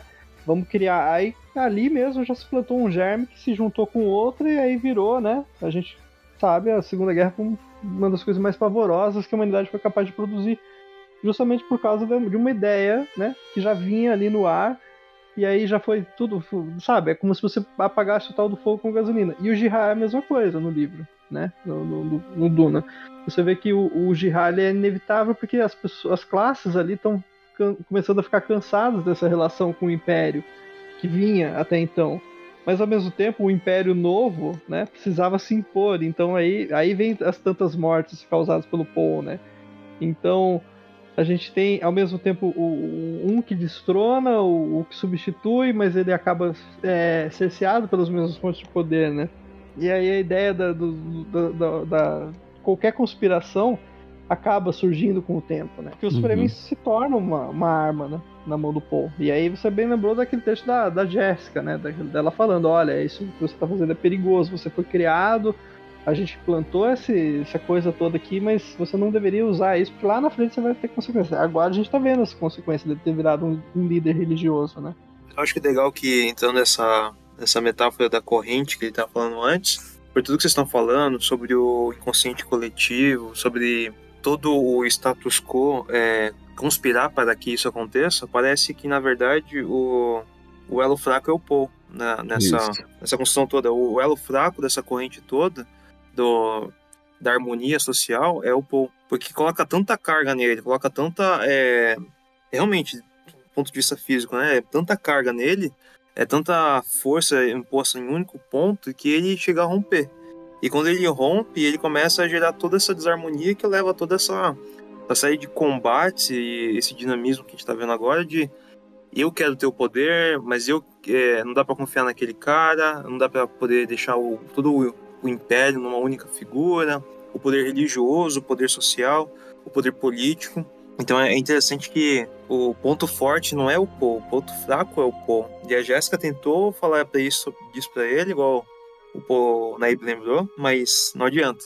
Tudo levou, tudo conspirou para isso e foi logo romper nesse cara, que a gente esperava que seria nosso salvador, mas que ia ser o ponto forte, que seria o cara mais preparado, mais capacitado, mas na verdade, no fim das contas, é ele que rompe a história e leva para esse caminho de morte, de violência, de autoritarismo que acabou levando o império do Paul.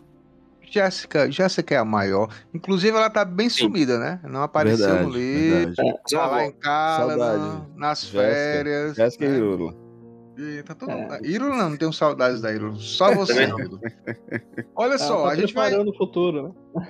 A gente vai aqui para a parte final do capítulo, também, que é bem interessante, é que nessa discussão final do Edric com o Seitele, na realidade, mais o Seitele colocando ideias ajuizadas, né, na cabeça do Edric. O Edric acha que destruindo vai tudo, matando os dois, vai estar tudo bem, né? É uma coisa assim bem reducionista.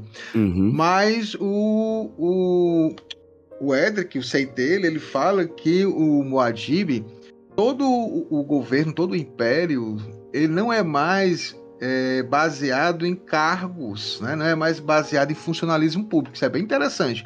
Porque o Shaddam IV, ele tinha as suas embaixadas, seus cargos de governo, tinha um conselho Landsraad para poder se reunir, ele tinha tanto por cento do questão da melange, aí ele juntava com outro e conseguiam mandar, né, no conselho, tinha toda essa questão. E o Muad'Dib não, ele fez Não, presalias, que são mini-feudos, ilhas de autoridade.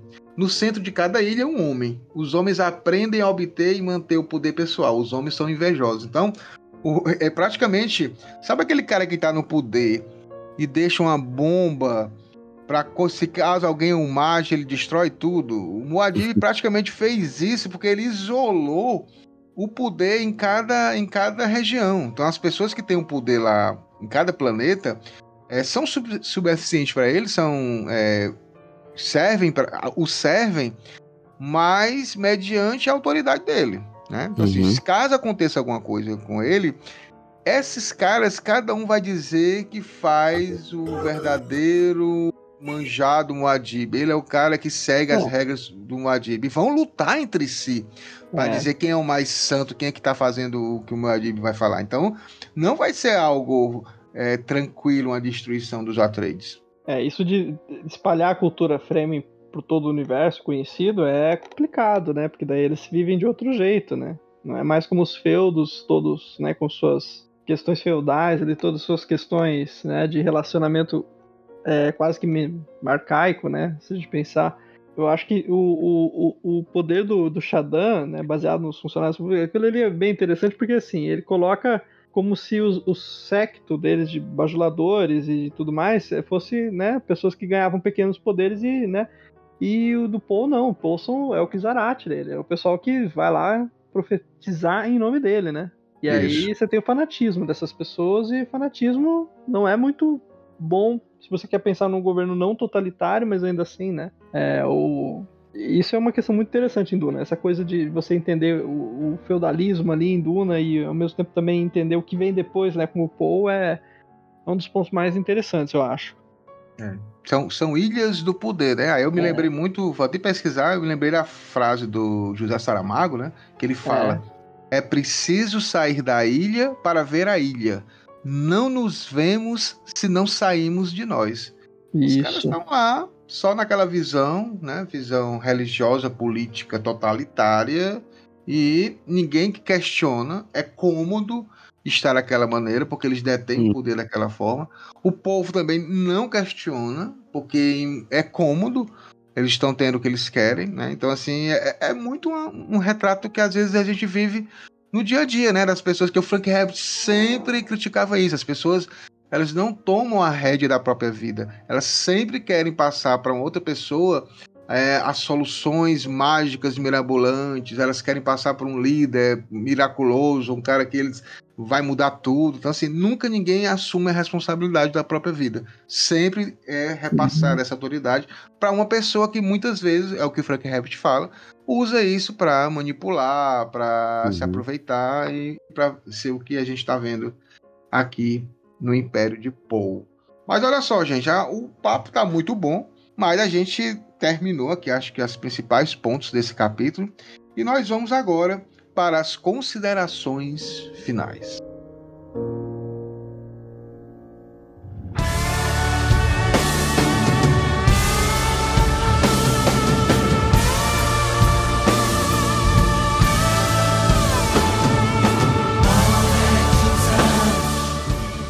Grande Hildon. Opa! Mais um episódio finalizado. Já estamos caminhando agora para um ritmo mais alucinante do Messias. Vai começar a acontecer muita coisa. Aqui já viu que o desespero bateu a porta dos conspiradores. Eles vão acelerar toda a sua conspiração.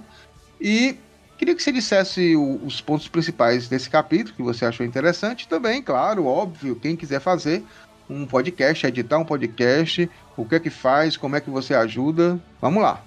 Cara, quem quiser ter o seu podcast, entre em contato com a gente no radiolamecanica@gmail.com, ou como a gente falou no início do podcast, o jovem não usa mais e-mail, então manda aí no nosso Instagram, né, o Radiolamecânica, @Radiolamecânica, ou no meu pessoal, @HildonOliver, que é Hildon Oliver Arte, né, que a gente vai encontrar a sua identidade, a gente vai entender qual o melhor caminho para ter o seu podcast, né?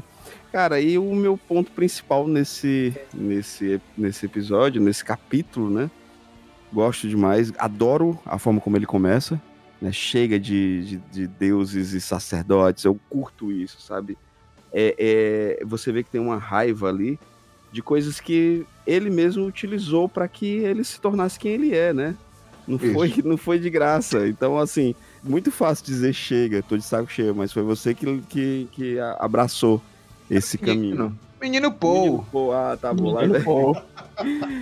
Mas e também, cara, o quanto o Seitei é um personagem muito, muito bom de acompanhar, né? O quanto ele, apesar de eu sentir que ele é o mais frágil dessa corrente contra Paul, ele acho que por isso, né, por ele ser o mais frágil, o que não tem nada a perder, ele é o que realmente taca de frente, né? Ele diz assim, porra, vocês estão fazendo isso por quê? Sabe, vocês são imbecis, ele só falta chamar o Eric de imbecil, né? Assim, sabe de nada inocente. Então curto demais. E curioso para os próximos passos, curioso para essa revolta de Muad'Dib, sendo que o caminho que ele escolheu foi esse, então aceita, bebê. Olha só, vamos ver aqui, Rogério Acioli, mais uma vez, muito obrigado por estar aqui participando da gravação do DunaCast. Eu gostaria que você, se você quiser dizer as suas redes sociais, fique à vontade, e os pontos, ou o ponto que você achou interessante nesse capítulo. Bom, primeiro eu não tenho o privilégio de falar que eu sou um podcaster igual o Hildo e tem todo o material nas redes sociais, mas vocês podem me procurar como Rogério.Acioli ou Rogério_Acioli no Instagram, Twitter. Vai ter meu Linktree lá com com as minhas redes. Bom, eu acho que o capítulo ele é muito interessante. Eu concordo muito com o Hildo que o Seitei ele tem muito dessa pegada do azarão, do cara inconsequente, que não tem tanta... A gente não cria tanta expectativa nele quanto a gente cria sobre a própria guilda ou sobre as próprias Bene Gesserits. Mas ele é um cachorro, eu vou usar o termo do cachorro louco, né, igual a gente falou do Joker, que ele tá mais corajoso de tomar alguma atitude contra o Imperador. Eu acho que agora o livro começa, ele termina num ponto de tensão, ele mostra que assim, tá tudo caminhando para poder começar a chegar no clímax da história. Então esse capítulo ele termina bem, a gente poder começar a ficar tenso, o que vai acontecer depois. E a expectativa é que agora a gente consiga ver se os planos desse cachorro louco, que parece um azarão, vão ser bem sucedidos ou não. Quem que vai ser afetado por esses planos, como é que o povo vai reagir, como é que essa história termina. E como é que, eu acho que é muito legal, de novo, Duna é um livro que fala da religião e fala da política e tudo mais, só que ele é muito do ponto de vista racional de tudo isso, né, da gestão do processo, né, voltando à minha introdução, mas voltando à gestão de como esses ecossistemas interagem e como é que tudo isso monta. Eu volto lá pro Liet Kynes, que é o meu personagem favorito, como é que essa ecologia trabalha em prol de um funcionamento de um bem maior, ou de uma realização de um bem maior. Então eu espero que... Eu gosto muito como o Frank Herbert ele gosta de desconstruir a religião, de como gosta de desconstruir esse clamor religioso ou sobrenatural que a gente tem de admiração sobre esses temas, e como é que ele traz isso mais pé no chão. Então, expectativas altas. Eu já passei por essas trilhas de areia, já cheguei até o final dessa história, e eu sei como é que ela começa a ficar boa agora, principalmente com os nossos protagonistas Paul e Alia. Então, expectativa lá em cima. Espero que nas próximas oportunidades, junto com o time aqui, a gente possa estar no clímax da história. Massa. Show de bola, Rogério. Muito obrigado. Grande Daniel Rockenbach, mais uma vez agradecendo aqui a sua presença, o libertário do jornal Muad'Dib no Espeto. Daniel, as tuas redes sociais e as tuas considerações finais para esse capítulo.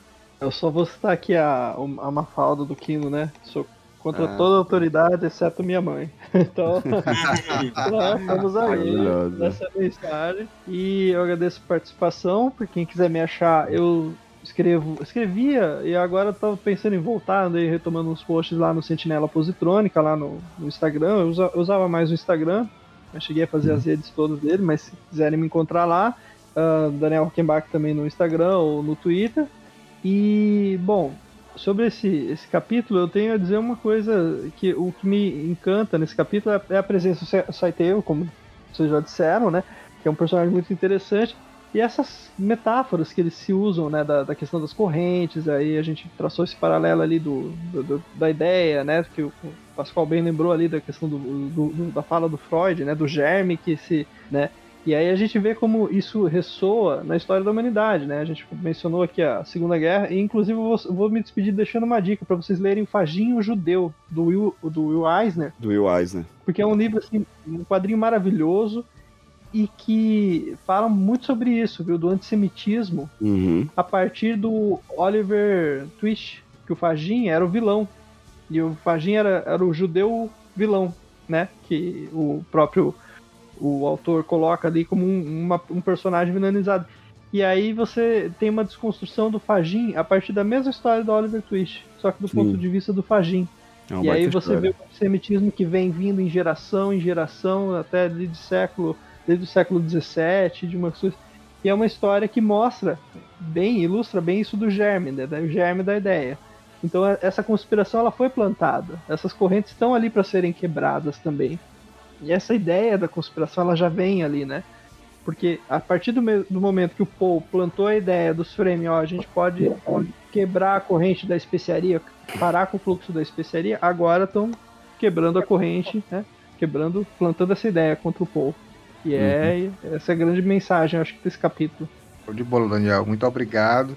E as minhas considerações finais é exatamente essa. É quão Frank Herbert ele utiliza esse livro para mostrar que nós podemos sim assumir a nossa posição de protagonismo perante a vida, né? Que a gente pode e deve cobrar os nossos líderes, que a gente não pode deixar essas pessoas ficarem ilhas do poder, achando que eles podem controlar tudo. A gente precisa cutucar como cidadãos, né, como ONGs, como organizações não governamentais, tem que estar ali sempre perto desse pessoal para poder mostrar que a gente está atento, que não vai ser um mundinho criado por eles que nós vamos viver, né? Temos que mostrar que precisa ser um mundo mais igualitário, né, para todas as pessoas, principalmente economicamente, né, e outras situações mais sociais.